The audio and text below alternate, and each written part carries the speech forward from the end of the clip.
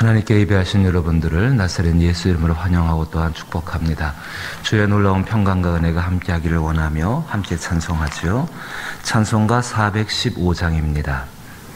415장 십자가 그늘 아래.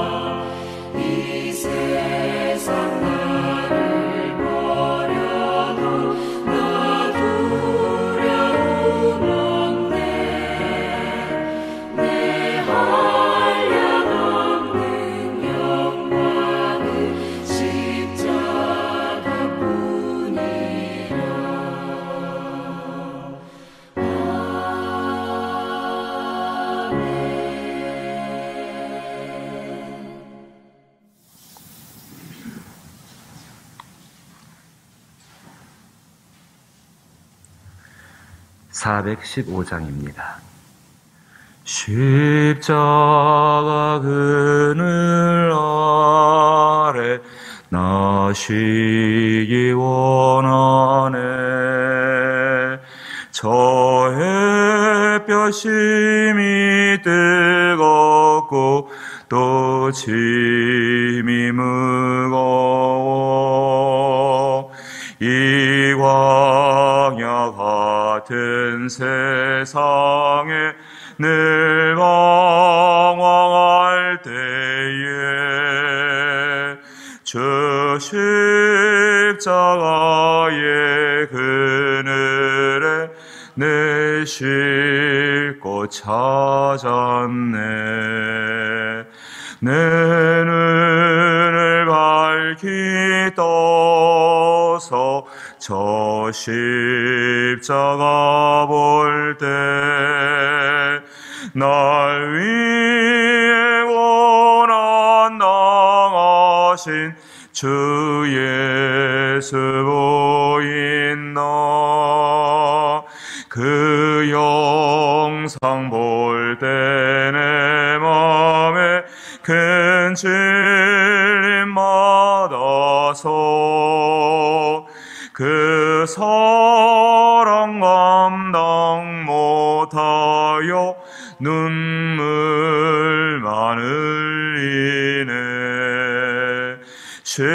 십자가 은혜에서 나 길이 살겠네. 나 사모하는 광채는 주 얼굴뿐이라. 이 세상 나를 버려도 나 두려움 없네. 내 한량없는 영광은 십자가뿐이라.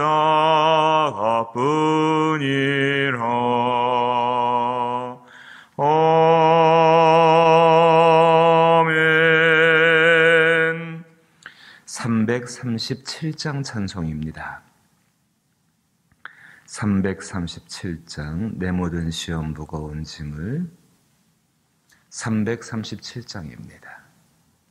내 모든 시험 무거운 짐을 주 예수 앞에 아뢰이면 근심에 쌓인 날 돌아보사 내 근심 모두 맡으시네. 무거운 짐을 나 홀로 지고 견디다 못해 쓰러질 때 불쌍히 여겨 구원해 주리. 은혜의 주님 오직 예수. 내 모든 괴로움 닥치는 환난 주 예수 앞에 아뢰이면 주께서 친히 날 구해 주사 넓으신 사랑 베푸시네. 무거운 짐을 나 홀로 지고 견디다 못해 쓰러질 때 불쌍히 여겨 구원해 주리. 은혜의 주님 오직 예수. 내 짐이 점점 무거워질 때 주 예수 앞에 아뢰이면 주께서 친히 날 구해 주사 내 대신 짐을 져주시네. 무거운 짐을 나 홀로 지고 견디다 못해 쓰러질 때 불쌍히 여겨 구원해 주리. 은혜의 주님 오직 예수. 마음의 시험 무서운 죄를 주 예수 앞에 아뢰이면 예수는 나의 능력이 되사 세상을 이길 힘주시네. 무거운 짐을 나 홀로 지고 견디다 못해 쓰러질 때 불쌍히 여겨 구원해 주리. 은혜의 주님 오직 예수. 우리의 순례길에 함께 하시는 하나님 아버지, 주께서 우리와 함께 하심을 감사드리며 우리 같은 죄인과 함께 동행해 주심을 찬양드립니다. 주께서 2021년도 허락하신 영적 순례의 길 사순절을 시작하는 날입니다. 주께서 우리의 영혼을 이끄시고 우리의 마음을 주장하시며 우리의 삶의 모든 것을 관장하여 주시어서 그리스도 예수께로 가까이 가게 하여 주시고 예수 그리스도의 형상이 우리 가운데 새롭고 왕성하게 드러날 수 있도록 성령께서 이끌어 주시게 되기를 소망합니다. 진실로 우리 안에 있는 그리스도 예수를 사랑하는 것들이 새로워지게 되게 하여 주옵시고 그리스도 예수에 대한 사랑과 그 헌신이 주 앞에 기쁨이 될 수 있는 은혜의 기간들 되게 하여 주옵소서. 빛으로 오신 그리스도 예수의 것이 우리 가운데 더욱더 충만케 되게 하여 주시어서 모든 죄와 어둠과 슬픔과 무죄함에서 떠나게 하여 주옵시고 온전히 성령 베푸시는 지혜로운 가운데에 이 땅을 하나님의 자녀로 살아갈 수 있는 복된 길들을 열어 주옵소서. 우리를 새롭게 하실 때에 이 땅도 새롭게 하여 주옵소서. 이제 코로나19의 모든 것들이 주여 종결되게 하여 주시어서 저희가 지나온 고난의 시간 가운데 얻은 유익들이 우리의 삶 가운데 더욱더 하나님을 향할 수 있는 복된 것들이 되게 하여 주옵소서. 선하신 하나님께서 우리의 기도를 이끄시기를 원하옵고 예수님 이름으로 기도하옵나이다. 아멘. 오늘 함께 대하실 말씀은 사무엘하 16장 15절로부터 23절 말씀입니다. 구약성경 490면에 사무엘하 16장 15절로부터 23절 말씀입니다. 찾으시고 한 절씩 번갈아 읽어보지요. 사무엘하 16장 15절로부터 23절, 제가 먼저 15절을 읽겠습니다. 압살롬과 모든 이스라엘 백성들이 예루살렘에 이르고 아히도벨도 그와 함께 이른지라.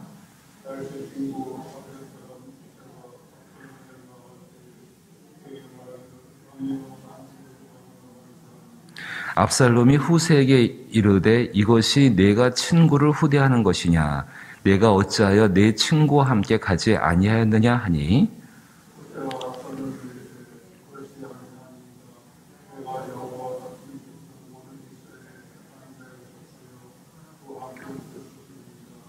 또 내가 이제 누구를 섬기리이까? 그의 아들이 아니니이까? 내가 전에 왕의 아버지를 섬길 것 같이 왕을 섬기리이다 하니라.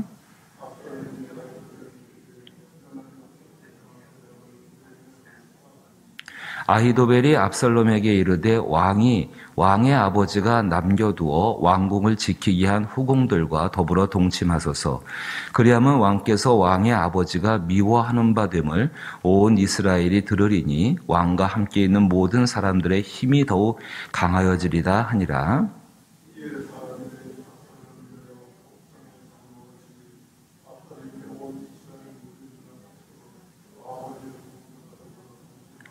같이 읽죠. 그때의 아히도벨이 베푸는 계략은 사람이 하나님께 물어서 받은 말씀과 같은 것이라. 아히도벨의 모든 계략은 다윗에게나 압살롬에게나 그와 같이 여겨졌더라. 아멘. 오늘 압살롬의 이야기가 다시금 등장을 하고 있습니다. 이 이야기가 그대로 그 안에 보시게 되면 죄가 있고 악이 있는 우리 인간의 세상을 그대로 표현해주고 있습니다. 죄가 있고 악이 있는 세상 가운데에서 속고 속이는 일은 너무나 흔한 일입니다. 속고 속이지 않는 길을 원하는 그 세상을 살기를 원하는 것이 우리의 마음이지만은 불행하게도 이 땅을 사는 동안에 우리 영혼과 우리의 삶은 속고 속이는 세상 가운데에 악과 죄악이 관영한 땅 가운데 살 수밖에 없는 것, 마음을 감추고 그 마음 가운데 악한 것을 품고 있는 것, 정말 그런 것들 속에 살 수밖에 없는 것이 우리의 모습입니다. 주 예수께서는 이러한 세상을 살아가는 우리를 향해서 분명한 말씀을 하십니다. 너희는 분명히 세상 가운데에서 비둘기처럼 순결하고 그 악과 죄에 지지 않는 뱀처럼 지혜로운 삶을 살아라고 우리 가운데 분명한 이야기를 해주십니다.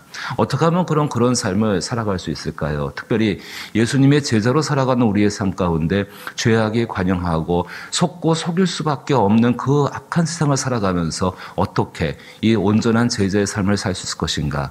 그 비결이 오늘 말씀 가운데 담겨져 있습니다. 그 첫 번째가 분별력을 주께 구해야 한다는 것입니다. 분별력을 주께 구한다. 그리고 동시에 분별력을 구하면서 하나님의 인도하심을 받는 삶을 살아가야 한다는 것입니다.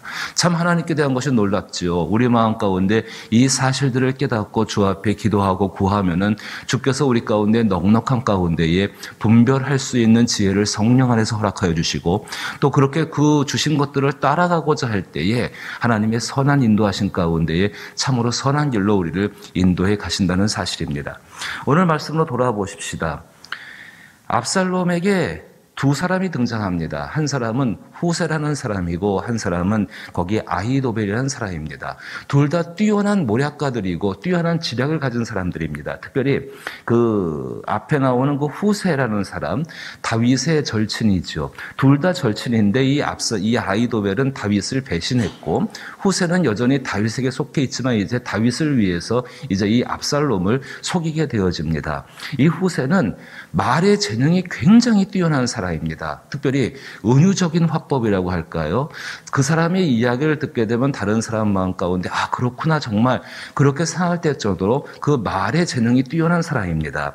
반면에 아히도벨의 계략은 굉장히 칼처럼 날카로운 사람입니다. 특별히 오늘 23절 말씀 보니까는 그때의 아히도벨이 베푸는 계략은 사람이 하나님께 물어서 받은 말씀과 같은 것이라 라고 말할 정도로 그의 계략은 굉장히 두렵고 굉장히 그 힘이 있는 계략을 베푸는 사람입니다. 압살롬이라는 사람, 지금 반역을 일으켰고 죄와 악 가운데 있지요. 이 압살롬에게도 하나님이 좋은 기회를 하나 주시는데 선택할 수 있게 하신다는 것입니다. 그런데 이 압살롬은 하나님 앞에 분별력과 하나님의 인도하심을 구하지 않습니다. 다윗은 지금 정말로 하나님의 뜻 가운데 고난받기 위해서 광야로 다시 나갔지만은 그런 여전히 하나님께 분별력을 구하고 하나님의 뜻 가운데 머물러 있으며 그의 인도하심 받기 위해서 주 앞에 그렇게 서 있는데 지금 압살롬은 그러지를 못합니다. 자, 먼저 보십시오. 이 압살롬이 이 후세의 이야기에 어떻게 넘어가게 되는가? 자, 보십시오. 16절 보시니까는 다윗의 친구 아렉 사람 후세가 압살롬에게 나갈 때에 그에게 말하기를 왕이여 만세, 왕이여 만세 그럽니다. 왕이여 만세, 왕이여 만세. 자신을 왕으로 인정해 주는 것입니다. 지금 압살롬의 마음 가운데에는 사람들이 자기를 왕으로 인정하느냐 안 하느냐의 문제가 굉장히 중요한 문제입니다.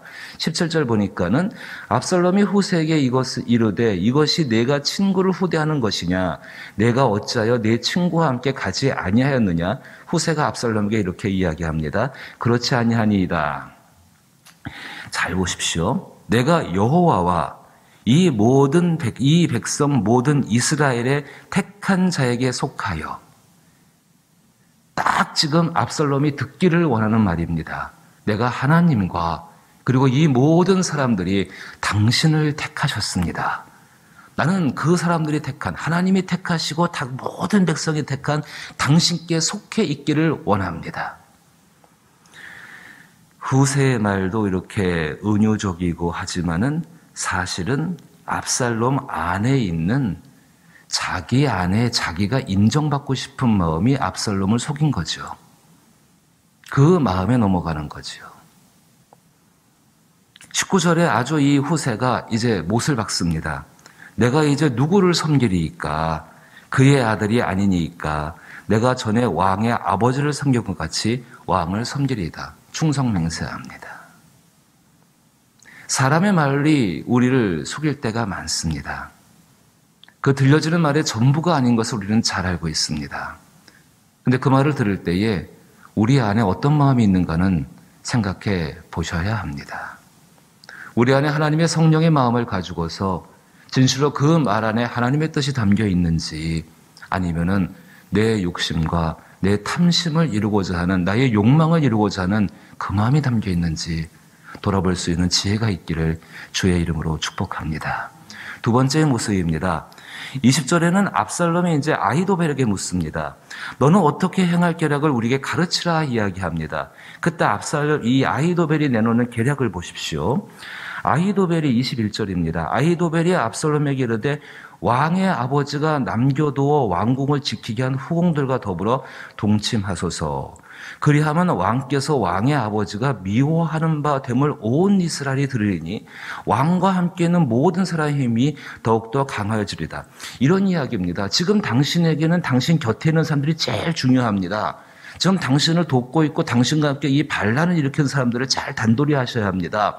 저들의 마음 가운데 힘을 주기 위해서는요, 정말로 당신이 행하는 것이, 정말 당신이 행하는 것이 저들 마음 가운데 힘이 되기 위해서는 다윗 왕과는 반대의 길을 가고 있는 것을 분명하게 보이셔야 합니다. 라고 말을 하고 있는 것입니다. 그리하면 왕께서 왕의 아버지가 미워하는 바 됨을 온 이스라엘에 들으리니 라고 지금 아히도벨이 이 계략을 베풀고 있는데, 이 계략 가운데 이 압살롬이 이 계략을 따르게 된 이유 한 가지가 있습니다. 지금 이 압살롬은 한 가지를 착각하고 있습니다. 앞에서 사무엘하 15장 6절 말씀 보시면은 이제 이 압살롬이 반역을 일으키기 전에 백성들의 마음을 훔쳤다고 이야기합니다. 제가 15장 6절을 읽어보면은 이스라엘 무리 중에 왕께 재판을 청하러 오는 자들마다 압살롬의 행함이 이와 같아서 이스라엘 사람의 마음을 압살롬이 훔친다라고 이야기합니다. 그러니까 지금 이 압살롬은 자기가 이렇게 마음을 생각을 하고 있는 겁니다. 내가 백성들의 마음을 훔쳤구나. 저 백성들은 모두 다윗을 미워하고 있구나. 나와 함께하는 사람들에게 내가 다윗을 미워하는 백성들의 마음에 딱 맞는 행동을 하게 되면은 나와 함께하는 사람들의 사기는 하늘을 찌르게 될 것이다. 잘못된 전제를 갖고 있는 것이지요. 착각하고 있는 겁니다. 마음의 주인은 다윗도 아니고 압살롬도 아닙니다. 마음의 주인은 누구십니까? 하나님, 그분이십니다. 다른 사람의 마음을 훔치고 다른 사람의 마음을 주관하고 다른 사람의 마음을 마음대로 하려고 하는 것, 그게 죄입니다. 그게 악입니다. 심지어는 우리 자녀들의 마음조차도 우리의 마음대로 할 수가 없는 것이 우리들의 모습 아닙니까? 그들 마음 가운데에 그리스도 예수가 계시게 하시옵고 정말 그들 마음 가운데 하나님의 선한 것이 있을 수 있도록 돕는 것이 사람들의 역할입니다. 압살롬은 착각하고 있는 것이죠. 그 착각에 지금 속아 넘어가게 되어집니다. 이 말이 얼마나 좋습니까? 여기서 끝나지 아니하고 모든 사람의 힘이 더욱 강하여지리이다. 정복자의 모습이 되게 됩니다. 파괴자의 모습이 되게 됩니다. 다윗의 모든 흔적들을 지우는 일을 시작하게 되어지고 다윗의 모든 것들, 할 수 없는 일들이잖아요. 어떻게 다윗의 후궁들인데 이렇게 좀 따져보게 되면 참 있을 수 없는 일 아닙니까? 그 일을 백주대낮에 행하게 됩니다. 알고 있습니다. 하나님께서 이러한 말씀을 하셨다는 것도 알고 있습니다. 모든 명분을 사용하는 거죠. 22절에 이렇게 이야기합니다. 이에 사람들이 압살롬을 위하여 옥상에 장막을 치니 압살롬이 참 할 수 없는 일을 일으키는 것이죠. 이런 일이 일어났을 때 백성들의 마음이 어떻게 되겠습니까? 과연 이 압살롬을 지지할까요? 아니지요. 공분을 일으키게 되는 것이죠. 사랑하는 성도 여러분, 우리는 하나님 앞에 살아가면서요, 분별력을 구해야 합니다. 그리고 인도하심을 구해야 합니다. 한번 잘 들어보십시오. 어떤 일에 대해서 우리는 선택을 해야 됩니다. 어떤 결정들을 내릴 때가 있습니다. 그때 하나님 앞에 분별력을 구한다는 게 첫 번째는 기본적인 결정을 하기 위한 기본적인 분별력을 구해야 합니다. 그 기본적인 분별력이라는 것은 과연 무엇이 중요한지, 과연 무엇이 선한지, 과연 무엇이 하나님 앞에서 옳은지에 대한 커다란 전제가 될 것입니다. 거기서 멈추지 마시고 한 가지를 더 나가 보십시오. 그 기본적인 전제를 이루기 위한, 기본적인 결정을 이루기 위한 도구적인 결정을 하나님 앞에 구해야 한다는 것입니다. 하나님 앞에 커다란 것을 구했습니다. 그 커다란 것을 구하고 그것을 이루기 위해서 한 가지 한 가지를 구체적으로 실행할 수 있는 나의 실천의 방법들을 하나님 앞에 구해나가는 삶이 성령의 분별력과 성령의 인도하심 가운데 살아가는 방법 중에 한 가지인 것입니다. 우리는 때로 살아가면서 나의 커다란 전제가 그렇게 품은 것에 대해서 검토해 보지를 않습니다. 단순히 지금 내가 행하고 있는 도구적인 방법에 대해서만이 거기에 집중하여서 그것으로만 무엇인가를 하려고 합니다. 한번 바꿔보십시다. 주님, 내가 기도하면서 지금 내가 나가고 있는 이 길 가운데, 행하고 있는 이 일 가운데에 과연 나의 전제는 옳은 것입니까? 그런 것입니까? 과연 이 전제는 주의 뜻 안에 있는 것입니까? 아니면 뜻을 벗어나 있는 것입니까? 벗어나 있다면 돌아오면 됩니다. 잘못된 것은 고치면 됩니다. 얼마든지 주어서 회복의 길은 주어져 있습니다. 정말로 주님, 이 내 삶의 가장 큰 우선순위가 나를 위한 것입니까? 하나님을 위한 것입니까? 그 한 가지 한 가지를 이뤄가기 위해서 우리의 인생 가운데 부딪히는 수많은 문제들 앞에서 도구적인 것들을 주 앞에 구하고 어떤 도구를 선택할 것인가를 주 앞에 인도함을 받게 될 것입니다.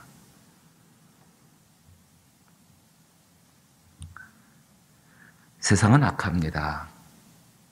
그 악한 세상을 살아가면서 주께서 우리 가운데에 비둘기처럼 순결하고 뱀처럼 지혜롭게 살라라고 말씀하실 때에 무책임하게 그냥 그렇게 살아라고 이야기하는 것이 아니라 우리의 삶에 함께 하시면서 이렇게 구하는 사람, 주께 분별력을 구하고 그의 인도하심 받기를 정말 따라가기로 마음에 작정하는 그 사람들, 그 길이 비록 십자가처럼 어렵고 힘겨워 보인다 할지라도 그 안에 하나님의 능력이 있기에 그 길을 걷기를 원하는 사람들, 바로 그분들에게 하늘의 복된 것으로서 하나님의 능력으로서 보호하심을 주시며 그분들 속에 심어놓으신 산소망을 이루어가시는 성령의 역사를 날마다 경험케 할 줄로 믿습니다.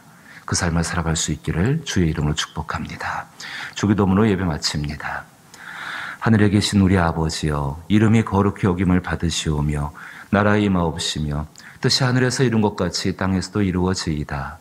오늘날 우리에게 일용할 양식을 주옵시고 우리가 우리에게 죄 지은 자를 사하여 준 것 같이 우리 죄를 사하여 주옵시고 우리를 시험에 들게 하지 마옵시고 다만 악에서 구하옵소서. 대개 나라와 권세와 영광이 아버지께 영원히 있사옵나이다. 아멘. 이 땅에 있는 교회와 우리 그리스도인들이 날마다 하나님 앞에서 분별력을 구하고 인도하심을 받게 하여 주옵소서. 어떤 일을 만난다 할지라도 이 두 가지의 것이 우리 가운데 사라지지 않게 하시고 이것으로 이 땅을 살아가게 하여 주옵소서.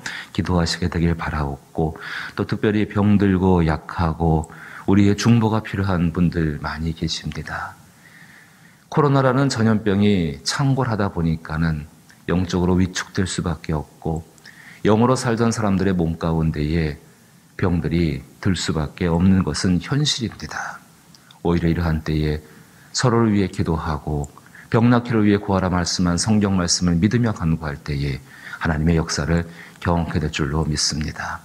심각한 초대교회의 심각한 박해 가운데 분명히 사도행전 가운데에서는 하나님께서 손을 내미셔서 나사렛 예수의 이름으로 병을 낫게 하셨다라고 말씀하고 계십니다. 이 말씀 믿으며 기도하게 되길 바라고 믿지 않는 영혼들을 구원할 수 있는 위기는 기회입니다. 이렇게 어려울 때에 정말 우리의 모습을 통해서 믿지 않는 가족들, 믿음이 떨어진 분들 구원할 수 있습니다. 위에서 기도하며 행할 수 있길 바라고 특별히 선교지와 또 돕는 교회들을 기억할 수 있기를 기도하기를 또 부탁드립니다. 함께 기도하십니다.